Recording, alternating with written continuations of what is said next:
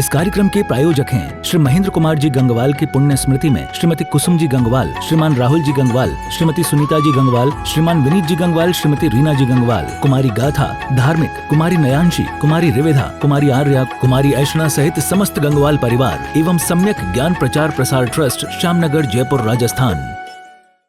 पुरुषार्थ सिद्धि उपाय नामक इस ग्रंथ में संलेखना का अपना प्रकरण चल रहा है। बहुत महत्वपूर्ण चर्चा है। प्रत्येक आत्मार्थी का लक्ष्य होता है, जो भी आत्मार्थी होगा, जो भी आत्म कल्याण करेगा, उस व्यक्ति का नियम से निश्चित तौर पर एक लक्ष्य जरूर होगा, मेरा मरण नहीं बिगड़ जाए, मेरा अंत समय नहीं बिगड़ जाए, अंत समय तक हाथ पांव चलते रहें, अंत समय तक आराधना चलती रहे, अंत समय तक धर्म ध्यान बराबर होता रहे। ये सोचता है व्यक्ति, हर आराधना करने वाला व्यक्ति ये सोचता है। सबके दिलो दिमाग में एक ही बात आती है, संयम पूर्वक, साधना पूर्वक, समाधि पूर्वक देह छूटे। समाधि पूर्वक देह छोड़ने की भावना है। निरंतर हम यही भावना भाते हैं, हो हमारा समाधि मरण, अंत समय, देहांत के समय में तुमको न भूल जाऊं। ये भावना सच में, ये भावना सिर्फ बोलने की नहीं है, ये भावना सिर्फ कहने की नहीं है, ये भावना प्रत्येक व्यक्ति के हृदय में गूंजनी चाहिए। भले ही प्रत्येक व्यक्ति के दिलो दिमाग में ये भावना हो या न हो, लेकिन आत्मार्थियों के दिलो दिमाग में तो ये भावना अवश्य होती है। हर आत्मार्थी के दिल दिमाग में ये भावना होगी होगी और होगी कि अंत मेरा बिगड़ नहीं जाए। देखिए, समाधि मरण, यह समाधि मरण, ये समाधि की भावना, ये संलेखना, ये आत्मघात नहीं है, ये आत्महत्या नहीं है। भले ही देह छूटती हो, शरीर को कृश करने के विचार चलते हों, शरीर को कृश करने की भावना चलती हो, इसलिए संलेखना को दो प्रकार से आचार्यों ने प्ररूपित किया है। एक को काय कृश करने की बात कही है और एक को कषायों को कृश करने की बात कही है। कषाय संलेखना और काय संलेखना।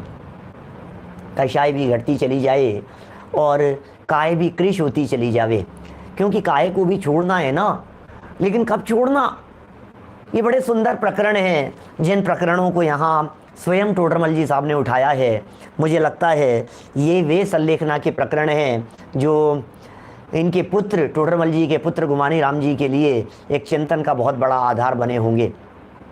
यह भी मैं कह सकता हूँ, ऐसा भी मुझे लगता है कि शायद क्योंकि टोडरमल जी की जो ये टीका थी, पुरुषार्थ सिद्धि उपाय की टीका, ये पूर्ण नहीं हो सकी।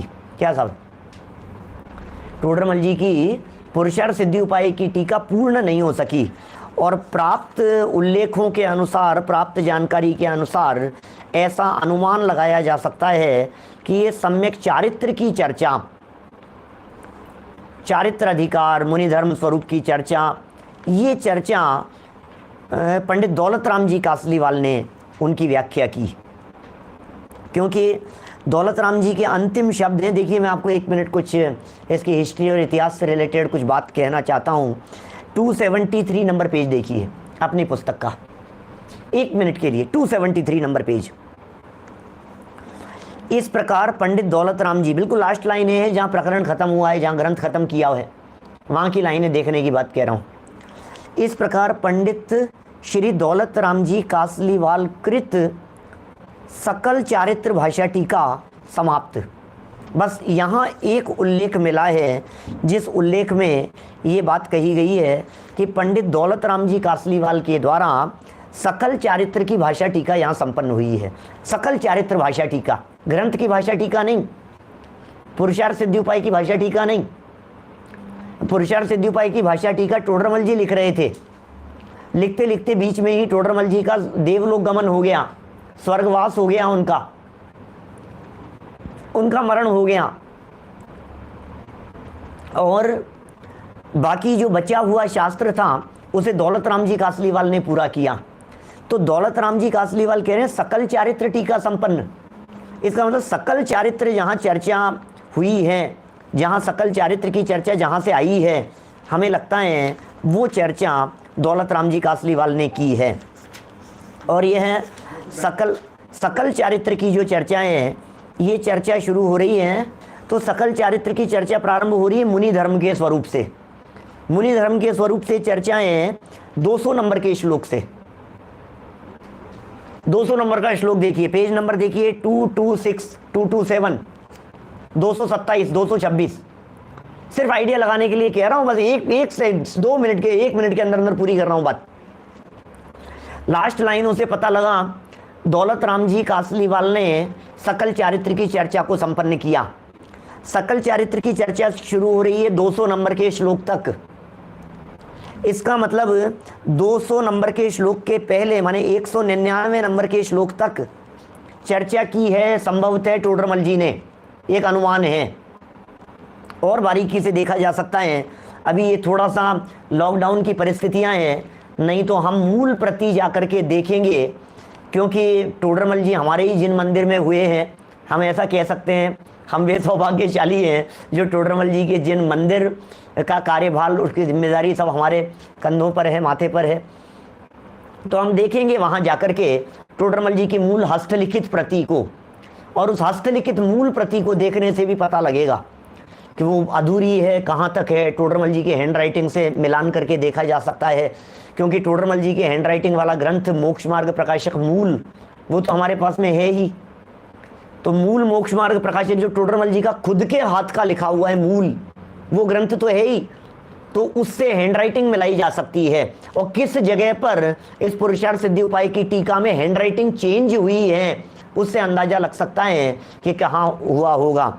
लेकिन तो भी देखिए 200 दूर नहीं है, मुश्किल से 1-2 दिन और लगे होंगे टोडरमल जी को ये 200 तक पहुंचने में, 199 पूरा करने में, 199 तक पहुंचने में 2-4 दिन और लगे होंगे।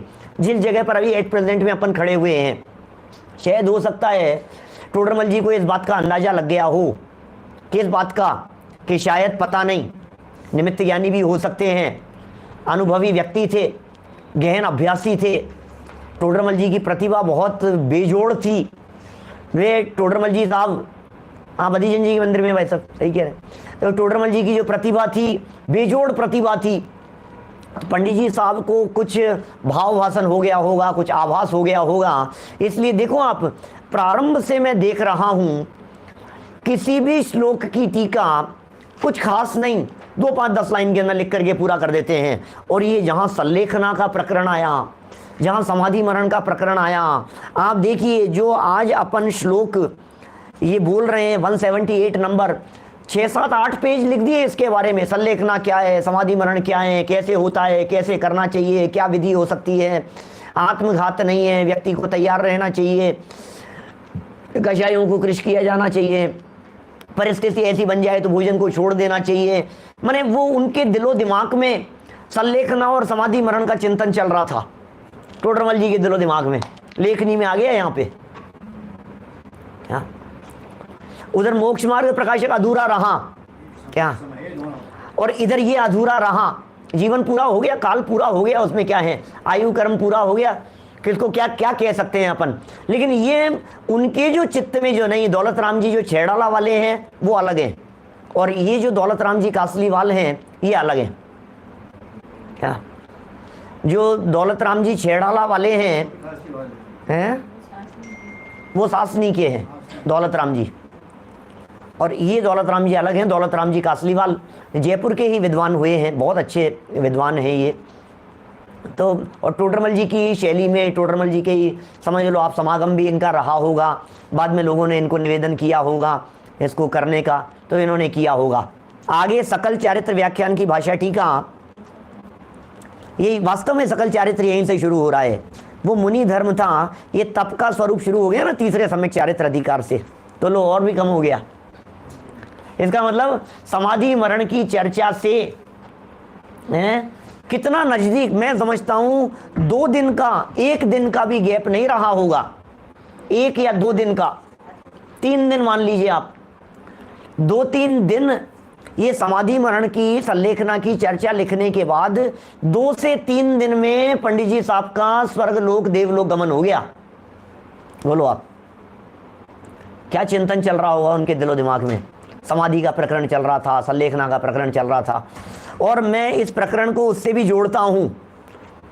ये तो स्पष्ट, क्योंकि ये जो है ना प्रारंभ में प्रस्तावना में लिखा नहीं, इसकी जो प्रस्तावना वगैरह जो लिखी है ना, ये प्रस्तावना लिखी है, संपादन किया है ब्रह्मचारी यशपाल जी ने इस पुस्तक का, जो पुस्तक हमारे पास में उपलब्ध है। और इसके प्रकाशकीय में और आगे भी जो इन्होंने लिखे हैं अपने जो आत्मकथ्य जो लिखा है इस तरह का, संपादन में नवीनता, ऐसा लिखा है ना। फर्स्ट पेज जो है ना प्रकाशकीय के जस्ट बदलते ही, शुरू से 2 पन्ने बदलेंगे आप तो संपादन में नवीनता ये लिखा है। और इसके अंदर 4थे नंबर का पॉइंट दिया है, देखिए ये पहले का पढ़ा हुआ था मेरा, संपादन की नवीनता में 4थे नंबर का पॉइंट, पंडित श्री टोडरमल जी के ढूंढारी भाषा के मूल प्रति के साथ मिलान करके विशिष्ट सुधार भी किया है। और नीचे 7 नंबर का पॉइंट देखिए, पंडित श्री टोडरमल जी कृत भाषा टीका एवं पंडित श्री दौलतराम जी कासलीवाल कृत भाषा टीका के विभाजन का भी विशद ज्ञान कराया है इस ग्रंथ में, इस कृति में ये विशद ज्ञान कराया है। ये तो लिख दिया था इन्होंने। अब इतना तो लिखा, फिर मैंने आगे पीछे सब तरफ तलाशा तो मुझे कहीं ऐसा स्पष्ट दिखा नहीं। मैंने कहा इन्होंने लिखा तो है, अभी कहाँ लिखा है। और लास्ट में जो मिला उससे ये पता लगा कि सम्यक चारित्र इन्होंने किया है। अब सम्यक चारित्र शुरू कहाँ से हुआ, तो ये स्पष्ट पेज बदलने पर ये बात पता लग गई कि ये 196 तक टोडरमल जी की हुई है और 197 से दौलतराम जी कासलीवाल की हुई है। एक और महत्वपूर्ण तथ्य बतलाता हूँ आपको। टोडरमल जी के पुत्र हैं गुमानी राम जी, थे कह सकते हैं अपन गुमानी राम जी।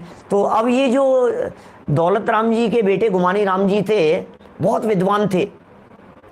काफ़ी चर्चाएं चली होगी शायद टोडरमल जी की डेथ के बाद, और लोगों ने ऐसी चर्चाएं की होगी, अरे अरे इतना धर्मात्मा था, मरण बिगड़ गया, अरे अरे मौत कैसे हो गई टोडरमल जी की, इतने बड़े विद्वान होकर के भी देखो अंत समय कुछ नहीं हुआ भाई साहब, खत्म ही हो गया जीवन यार, क्या किया यार, बिगड़ गया यार, संलेखना नहीं ले पाए, समाधि मरण नहीं हो पाया उनका, ऐसा नहीं हो पाया। बहुत चर्चाएं उठी होगी इस तरह की, समाज में उठी होगी, वातावरण में उठी होगी, हैं नहीं सुनी आपने। तो मैंने एक दिन चर्चा की इस तरह की, जब गुमानी राम जी का लिखा हुआ एक समाधि मरण का स्वरूप प्रकरण, 1 पेज का प्रकरण गुमानी राम जी का, हरीशचंद्र और गुमानी राम 2 बेटे थे टोडरमल जी के। और अभी तो दादा ने विशेष बात कही कि उनकी पुत्री भी थी कोई, उनकी रिसर्च में पता लगा। दादा ने पीएचडी की है टोडरमल जी के ऊपर। बहुत ज़्यादा पुराना काल नहीं है, 2-5-7 पीढ़ियाँ बीती होगी, 5-7 पीढ़ियाँ, और क्या है। लेकिन बस यही है कि आगामी पीढ़ियों में यदि कोई धर्म कर्म करने वाला नहीं हो, धर्म ध्यान करने वाला नहीं हो, स्वाध्यायी नहीं हो, तो भूल भाल जाते हैं। किसको पता रहता है कौन क्या था, हमारे 5-6 पीढ़ी पहले कौन क्या थे। ये तो जिसको महिमा आती है वो उसकी वैल्यू समझता है। तो बात मैं कह रहा था, गुमानी राम जी का लिखा हुआ एक प्रकरण है, उस प्रकरण का नाम है समाधि मरण प्रकरण। ये लिखा है समाधि मरण प्रकरण इस नाम से। उसका 1 पेज का प्रकरण मोक्ष मार्ग प्रकाशक के खत्म होने के बाद, खत्म तो मतलब जितना रहा उसके बाद, प्रथम परिशिष्ट के रूप में दिया है। 1 पेज का प्रकरण, समाधि मरण का स्वरूप। लेखक हैं उसके टोडरमल जी के बेटे गुमानी राम जी। देखो कुछ इंटरेस्टिंग बात है। तो जब टोडरमल जी डेथ हो गई, समाज में चर्चा चलती होगी, उनके बच्चे भी सुनते होंगे कि यार पिताजी के बारे में ऐसी बातें कर रहे हैं, ऐसा कह रहे हैं कि हाँ वास्तव में यार इतने धर्मात्मा थे, इतने बड़े विद्वान थे, इतने काम उन्होंने किए, इतनी टीकाएँ उन्होंने की, इतने बड़े बड़े काम उन्होंने किए, अंत समय में उनका जीवन ऐसे पूरा हो गया। तो फिर उन्होंने जगत के लोगों को शांत करने के लिए आगम के आधार से एक प्रकरण लिखा, समाधि मरण का स्वरूप। और उसका पहला ही वाक्य है, संभवतः पहला ही वाक्य है उसका, समाधि नाम तो शांत परिणामों का है। लो समझ में आ रही है बात। समाधि नाम तो निकषाय भाव का है, शांत परिणामों का है। निकषाय भाव का नाम समाधि है। गजब हो गया, गजब हो गया है गुमानी राम जी, क्या गजब वाक्य लिखा। अरे एक वाक्य इतना जबरदस्त दे दिया उन्होंने, समाधि किसका नाम है। मानो इस एक लाइन के अंदर ऐसी जबरदस्त लाइन है, जिस लाइन ने ये प्रूव कर दिया, जिस लाइन ने ये सिद्ध कर दिया, जिस लाइन ने ये बतला दिया कि टोडरमल जी का मरण समाधि पूर्वक हुआ था। समाधि पूर्वक हुआ था पंडित जी का मरण, नी कषाय, क्योंकि टोडरमल जी का नी कषाय भाव जगत में प्रसिद्ध है। बोलो, हाथी के पैर के नीचे कुचलवा दिया गया उनको, हाथी के पैर के नीचे। राजा को गलतफहमी हो गई, राजा को गलतफहमी हो गई, राजा के कान भर दिए गए, राजा के दिलो दिमाग में उल्टा सीधा भर दिया गया, उन्हें उठवा दिया गया और उठवा करके लाए और भरे मैदान में हाथी के पैर के नीचे उन्हें कुचलवा दिया गया। क्या दर्दनाक घटना होगी वो। ऐसा सुनते हैं, लोगों ने कहा माफी मांग लो टोडरमल जी से। टोडरमल जी ने कहा, टोडरमल जी से कहा कि तुम जाओ राजा से माफी मांग लो, प्रजा से माफी मांग लो, गलती हो गई। शांत शांत, हाथी के पैर के नीचे, और महावत बैठा हुआ है हाथी के ऊपर, और अंकुश, आप जानते हैं ना, हाथी को कंट्रोल करने के लिए लोहे का इतना बड़ा होता है, ऐसा पैना आगे से ऐसा चुबाता है, उसके ऊपर कंट्रोल करता है हाथी को। और उसे लेकर टोडरमल जी यहां गड्ढे के अंदर गंदगी जहां उनको खड़ा किया और हाथी को कहा कि इसके ऊपर पैर रख करके इनको कुचल दे। हाथी ने पैर तो उठाया लेकिन पैर नहीं रखा उनके ऊपर। बोलो आप, पैर नहीं रखा उनके ऊपर। 1 मिनट हो गई, 2 मिनट हो गई, 4 मिनट हो गई, लहूलुहान हो गया हाथी। हाथी की आंखों से आंसू बहने लग गए, मैं कैसे इनके ऊपर पैर रखूं, मैं नहीं रख सकता हूं इनके ऊपर पैर।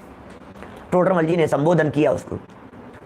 प्रसिद्ध है ये सारी बातें, जग जाहिर है ये सारी बातें, बहुत ज्यादा पुरानी घटनाएं नहीं है, हम तो सुनते आए हैं, परंपरा से सुनते आए हैं हम ये सारी बातें। टोडरमल जी ने आदेश दिया, अरे भाई, अरे भाई, तू क्या करता है, तू अपना कर्तव्य निभा।